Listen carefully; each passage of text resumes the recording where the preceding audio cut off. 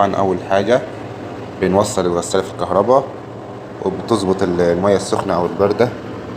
هنا طبعا ده زر الباور اللي هو الكهرباء لو عايز تفصل الغسالة أو تشغلها. ده طبعا زر الإيقاف مؤقت لو عايز تفصلها، تضغط مرة تاني تشتغل مرة تاني أو بدأت تشتغل مرة تاني. طبعا هنا برضو ده درجة الحرارة، لو انت قبل ما تروح تغسل هتظبطها على البارد او الساخن، يعني لو عايز مية باردة او مية سخنة. دي التأخير، لو انت محتاج تأخرها لمدة ساعة تأخرها تضغط على زر التأخير. هنا السلكت اللي هو الاختيار لما تختار اي برنامج من البرامج. هنا طبعا الخيارات دي او الوظائف اللي هي نقع. هنا طبعا احنا بدأنا بالنقع، هنا احنا على اخر حاجة اللي هي العصر. حاليا العصر شغالة تعصر كده، خلي بالكم مخلينها على السريع، على النظام السريع. ممكن تخليها على النظام العادي بتأخر معاك في الوقت. النظام السريع نص ساعة تقريبا، واما النظام العادي لو خليتها على العادي فبتكون لمدة 55 دقيقة او لمدة ساعة. طبعا حاليا خلصت الغسالة، خلصت خلاص الوقت انتهى. نضغط على زر الباور، بعدين نظبط مستوى المية. هنا العلامة ثابتة فهي على العادي، لو انت عايز تخليها على السريع تخليها متحركة. هنا طبعا مستوى المية اهو، هنضغط ضغطتين اهو لحد ما نضغط ضغطتين لحد ما تطلع للآخر أو على حسب المستوى اللي أنت محتاجه. شايفين هنا بيزود معانا عدد الدقائق، هنا بيزود معانا عدد الدقائق. هنا طبعا وصلنا لأعلى مستوى في المية. هنا لو عايز أهو تحركها، لو عايز تخليها متحركة العدد بيوصل 23 دقيقة. حاليا متحركة يعني بشكل سريع. فاحنا لا، احنا مثلا ممكن اهو برضو زي ما اتكلمنا تخليها على المنع الكرمشة او التنظيف الفائق. تنظيف الفائق برضو تحركها مرة تاني، تخليها تتحرك بشكل متحرك، هتكون على مانع الكرمشة. الاول كانت على التنظيف الفائق، تضغط ضغطة تاني هنا برضو هتكون على حرير.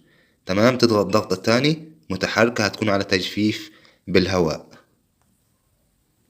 تضغط ضغطة تاني هتروح على الكبير، تضغط ضغطة تاني هتكون على تنظيف الحلة. حاليا انت لو محتاج تنظف الحلة تخليها على تنظيف الحلة، بتديك وقت حسبة 18 دقيقة. تمام، فاحنا هنخليها على الوضع السريع، خليها على الوضع السريع وتشوف انت مستوى المية. لو انت مثلا مستوى المية محتاجه برضو من 7 أو 8 براحتك. تمام، فاحنا هنخليها على متحركة. هنا برضو خلاص ضبطناها على الوضع السريع. هنا برضو تختار الوظيفة. تمام، احنا بدأنا من الغسيل، غسيل شطف عصر. تمام، يعني تقريبا كل واحدة فيهم هيتقسموا على 23، كل واحدة تقريبا 7 دقائق أو 8 دقائق. كل حاجة فيهم هتاخد 8 دقائق. تمام، دي التأخير. بعدين لو حبيت تأخر، هنا لو حبيت تغير درجة الحرارة، عايز مية سخنة أو مية باردة، تظبطها على المية السخنة أو المية الباردة أو الاتنين مع بعض أهو. تمام، هنا دي إيقاف مؤقت، دي مش هتحتاجها الآن، ودي خلاص احنا شغلناها. نضغط هنا على تشغيل.